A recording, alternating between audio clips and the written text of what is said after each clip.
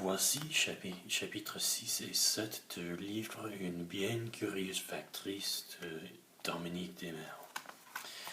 Chapitre 6 Tendre confidence, or Intimate Secrets.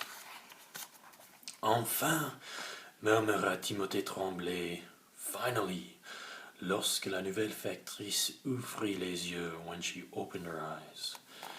Mademoiselle Charlotte fut émue, she was moved, en découvrant Monsieur Tremblay à ses côtés, finding him at her side. Elle rougit, she blushed, et tenta de se relever, tried. Non, je vous défends de bouger, I forbid you, de bouger de ce divan, de sofa. Interdit gentiment, gently or politely, Timothée Tremblay en tendant holding à la factrice une grande tasse de chocolat chaud, garnished with, or filled with, des guimauves fondantes, melting marshmallows. Mademoiselle Charlotte, qui était gourmande, who was a gourmand, c'est someone who loves to eat, quelqu'un qui adore manger, avait déjà l'eau à la bouche. She was already salivating. Suis-je malade? S'inquiétait-elle quand même? She worried. Je ne crois pas, répondit Timothée d'une voix réconfortante, comforting. Une petite malaise, just a little fever or fainting. Sais-tu? Je m'y connais. I know. J'ai déjà été infirmier. I used to be a nurse. Oh, fit Mademoiselle Charlotte, impressionnée, very impressed. Elle but son chocolat, she drank, très lentement, car elle n'avait pas du tout envie de repartir. She had no wish to leave. Ils discutèrent, they discussed, d'un tas de choses, lots of things, de ce qui les passionnait, what they were passionate about, et de ce dont ils avaient peur, and what they were afraid of, de ce qui faisait danser le cœur, what made their heart speed up, et leur donnait des ailes, and gave them wings, or what excited them, their hopes. Ils se confièrent des rêves, they confided or told each other des rêves secrets, their dreams, et des désirs complètement fous, and their wildest dreams or imagination. Timothée parla aussi de Théodore, son raton laveur, his raccoon, qui était mort l'année précédente. Il dormait dans mon lit, sur mon oreiller. He used to sleep in my bed on my pillow, dit Timothée. Charlotte parla de Gertrude, sa douce amie, her kind friend, qu'elle avait confiée à des enfants dans un village où elle avait été bibliothécaire. Je crois qu'elle avait confié quand elle était en fait maîtresse. I think she gave Gertrude when she was the teacher. But Timothée ne parut même pas surpris. He didn't even appear surprised en apprenant, learning, que Gertrude était une roche. Un petit caillou? De quelle couleur? Oh, a little stone, what color? Demanda-t-il seulement. La nouvelle factrice aurait souhaité que cet après-midi dure toujours, that this afternoon lasted forever. Mais le ciel était déjà sombre et il restait du courrier à distribuer, mail to deliver. Au moment de dire au revoir à son cher ami, Mademoiselle Charlotte se souvint, remembered, soudain du bout de sa visite, the reason for her visit. Elle remit donc, so she gave, à Timothée la lettre de Mademoiselle Becsec. Enfin, la nouvelle lettre. Rappelez-vous que c'est Léonie et Mademoiselle Charlotte qui ont réécrit la lettre de Mademoiselle Beck-Sec, qui disait « J'ai l'air d'une vieille chipie, un old harpy, un old witch, mais je ne suis pas si méchante au fond. Vous êtes un excellent voisin, mais j'ai horreur de votre lapin nain. Pourriez-vous l'empêcher de venir dans ma cour?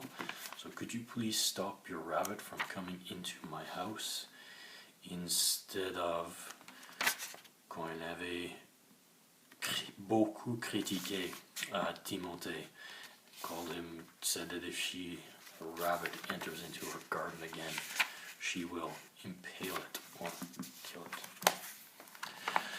Chapitre 7. 1000 millions de mystères. Mademoiselle Beck-Sec n'y comprenait rien. She couldn't understand it. Au lieu de lui lancer des œufs pourris, instead of throwing rotten eggs at her, Monsieur Tremblay lui avait apporté de délicieuses tartelettes au bleuet. He had brought her nice little blueberry tarts. Après avoir lu sa lettre, after having read her letter, il avait également fait construire une clôture autour de son jardin. So he had even built a fence around her garden pour empêcher son lapin nain d'aller fouiner plus loin, to stop his rabbit from going and digging elsewhere. Bécassine Beck-Sec n'était pas le seul citoyen de se gratter la tête, to scratch her head, et de se poser des questions, to ask herself some questions. Depuis quelque temps, les mystères se multipliaient à un rythme hallucinant. The mysteries multiplied at a very quick, hallucinating speed or very quick pace. Jérôme Gigolo avait pleuré comme un bébé dans le bureau des policiers en brandissant, holding up, une contravention de montant extravagant, un extravagant ticket. Et Madame Laverdure, qui avait tant de dettes qu'elle n'arrivait plus à payer son loyer, who was so in debt that she couldn't even pay her rent, avait reçu cette curieuse lettre. Chère Madame Laverdure, la banque a fait une erreur. Veuillez encaisser $200. Votre très dévoué. The bank has made a mistake. Please take this $200. Et puis une signature. La signature était parfaitement illisible. Pourquoi est-ce que c'est parfaitement illisible? Je ne sais pas si vous vous rappelez que c'est Léonie qui fait des gribouillis. Léonie does these scribble signatures, qui dit que tous les célèbres, ils en font comme ça. Un véritable gribouillis. Mais ce vilain pâté d'encre ressemblait justement à la signature du gérant de la banque. But this scribble resembled perfectly to the bank's manager. Le pauvre rougit et lança des injures. He blushed or he became red and yelled insults, bad words. Mais il dut quand même émettre un chèque. But he had to send a check de $200 à Laura Laverdure. Quant à Meredith Michaud, qui avait battu tous les records de retenue à l'école primaire, who had broken all of the late records at the school, elle attendait encore que le ciel lui tombe sur la tête. She was waiting for the sky to fall on her head. Ça veut dire quelque chose de terrible de se passer. Elle avait clairement vu son institutrice, Mademoiselle Laberlu, rédiger un avertissement, write a warning, très inquiétant, very worrisome, à ses parents. Il était question des derniers jours que Meredith avait joué, au dernier tour que Meredith avait joué à Guillaume Guillou, the last few pranks she had played.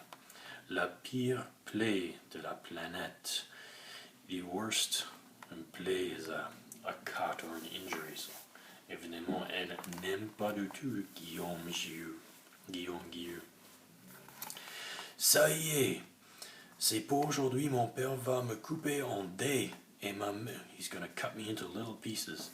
Et ma mère va m'achever au micro-ondes. And then my mother is gonna microwave those pieces. Se disait Meredith tous les après-midi en revenant de l'école, coming home from school. Pourtant, il n'arrivait rien. Nothing happened. Léonie n'avait jamais été de meilleure humeur. Léonie had never been in such a better mood. Sa mère, ses amis, son professeur, tout le monde avait noté son extraordinaire gaieté. Gaieté, c'est si tu es très très heureuse, gayness or happiness. Elle prenait grand plaisir à assister secrètement. Assister à quelque chose is to assist, or assister à is to attend, in this case it's to assist. Mademoiselle Charlotte dans ses fonctions, in her duties, her job, ses fonctions particulières, or very particular or odd duties. De jour en jour, la livraison du courrier, the mail delivery, prenait plus de temps, took longer and longer, car Mademoiselle Charlotte sonnait à chaque porte. Il y ait ou non une lettre à livrer. She rang every doorbell or knocked on every door. Y ait ou non, whether there was a letter or not, to deliver. Tous les enfants lui réclamaient maintenant des histoires, begged for stories. Et depuis que Timothée lui avait appris à faire des biscuits, and since he had taught her how to bake cookies, elle s'amusait à en inventer, to invent, avec des fonds bizarres, to invent new ones with bizarre shapes et des couleurs jamais vues, and never before seen colors.